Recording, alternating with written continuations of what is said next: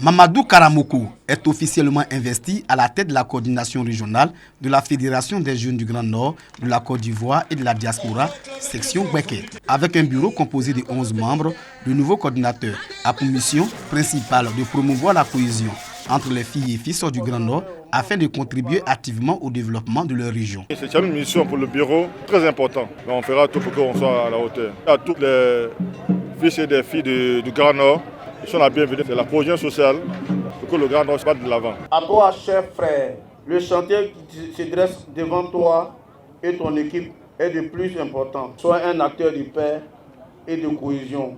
Le représentant du parrain exhorte le nouveau coordinateur à s'y mettre au service de sa communauté et à œuvrer pour le bien-être collectif. Le message, c'est de vivre ensemble. Il faut que la cohésion existe.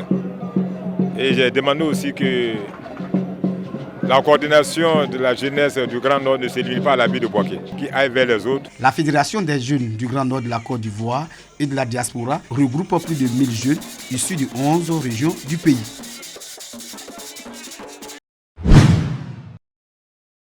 L'oisiveté est la mère de tous les vices, avons-nous coutume de dire. L'auberge des jeunes de Bouaké a donc pour vocation d'occuper sainement la jeunesse en mettant à la disposition de cette frange de la société des salles de sport, une bibliothèque bien fournie, des espaces de jeux éducatifs et de distraction.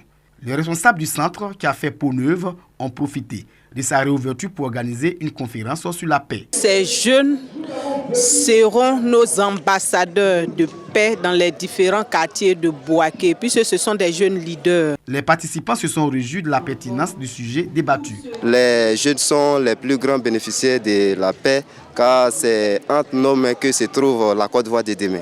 Je retiens comme message de l'orateur qu'il faut maintenir la paix afin de pouvoir développer notre beau pays, la Côte d'Ivoire. Comme le disait le président Houphouët-Boigny, la paix, ce n'est pas un vain mot, mais c'est un comportement.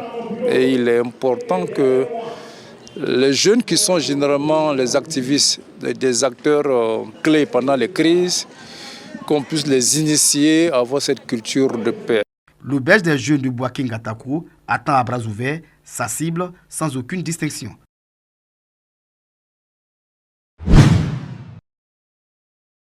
Daloa, quartier évêché. Sur cette place, 300 kits scolaires composés principalement de livres ont été distribués aux élèves de différents établissements de la cité de l'Antilope. Ce don vise à promouvoir la lecture et permettre l'élaboration d'une bonne rédaction chez ces apprenants du primaire et du secondaire. Quand ils te font une dictée, il y a plein de fautes. Ils ne savent pas lire. Donc au lieu de donner des poupées, des voitures, moi je me suis focalisée sur la lecture. Parce que les enfants, c'est l'avenir. Un geste apprécié par les élèves et le personnel enseignant et d'encadrement. Je tiens devant vous pour vous remercier pour vos cadeaux et vous dire merci que vous vous concentriez de notre avenir. Que les choses reprennent comme nous l'avons fait aujourd'hui, l'année prochaine, sous la protection du Seigneur. On vous remercie. Danse et moments de convivialité ont ponctué cette cérémonie de remise de kits scolaires.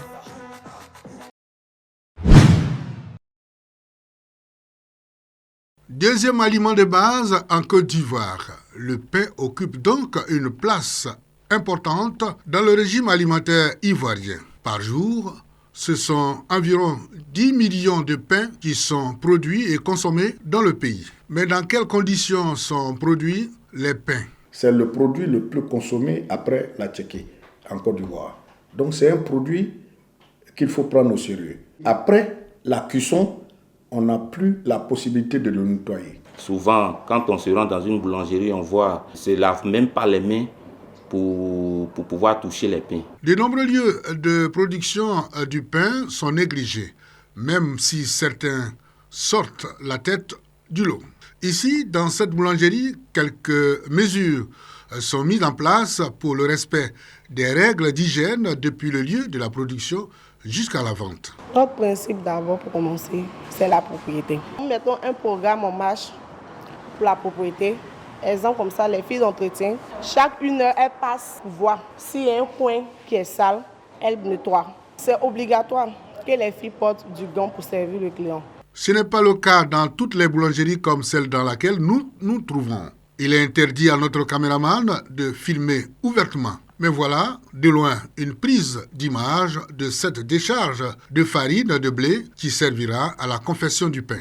Chez les distributeurs et les vendeurs à la criée, le constat est le même. Le problème d'hygiène se pose. Exposition à la poussière et manipulation du pain sans geste barrière. Des attitudes qui peuvent rapidement devenir des vecteurs de maladies.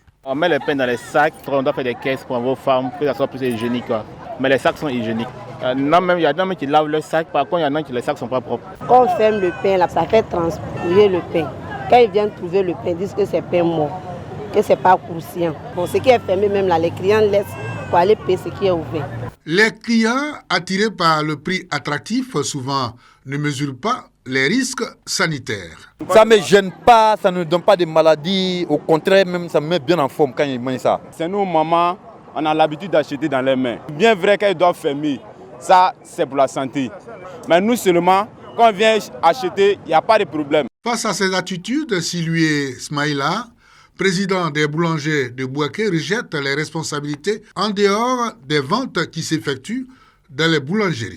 Et nous, étant fédération, on ne peut pas se lever, se donner les moyens comme ça pour aller saisir du pain qui est mal exposé. Si vous le faites et que le promoteur de la boulangerie se plaint, on vous dira que vous n'êtes pas habilité à le faire. Quand le pain sort de la boulangerie, le pain rentre dans la main du livreur, il est entièrement responsable. Derrière ces défis, les acteurs du contrôle et de la sécurité alimentaire prennent des initiatives pour améliorer l'hygiène autour de cette production.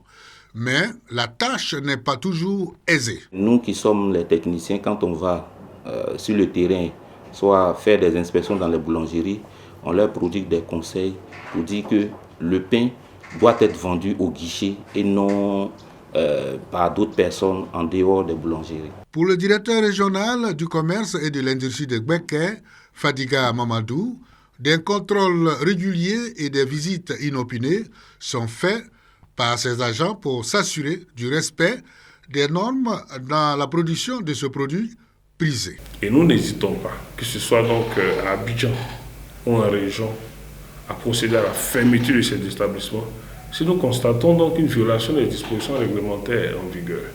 Parce que ce qui importe à l'État de Côte d'Ivoire et au ministère du Commerce, c'est bien l'intérêt des populations, la santé des populations. C'est d'ailleurs pour ça que nous ne permettons même pas que le pain soit vendu dans des boutiques. Symbole de partage et de convivialité en Côte d'Ivoire. Pour le rang qu'il occupe, dans les habitudes alimentaires, le pain mérite donc des conditions d'hygiène optimales pour sa production et sa consommation.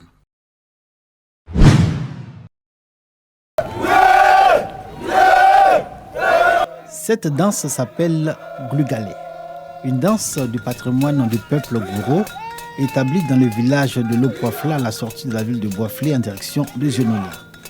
Le fait est inédit. La parade du Glugalé dans les rues de Boiflé. Les anciens de Lopouafla, dépositaires de cette danse, laissent entendre que le Glugalé est une danse guerrière qui ne sort qu'à des moments exceptionnels.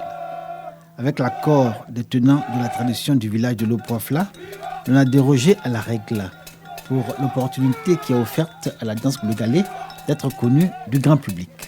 Nous, à travers le Glugalé, nous demandons à nos enfants de s'y impliquer et de pérenniser cette danse afin que ceux qui viennent trouvent leur bonheur, leur joie dans cette danse. Donner de la visibilité à la danse Glugalé et inviter les populations de Boiflé, autant que celles de la région de la Maraoué, à la découvrir et à l'aimer. L'initiative est d'un cadre de Boiflé, féru de culture et défenseur du riche patrimoine de cette région. À la suite de la parade du Glugalé dans les rues de Boiflé, Goulizambi Irié Antoine, avec l'autorisation de la chefferie de la tribu Boisvéré, le 5e vice-président du conseil régional de la Maraoué, a fait de cette sortie un moment de rassemblement et de convivialité. Il veut faire des sorties de cette danse guerrière occasion pour les populations de raffermir les liens d'union, de fraternité et de cohésion.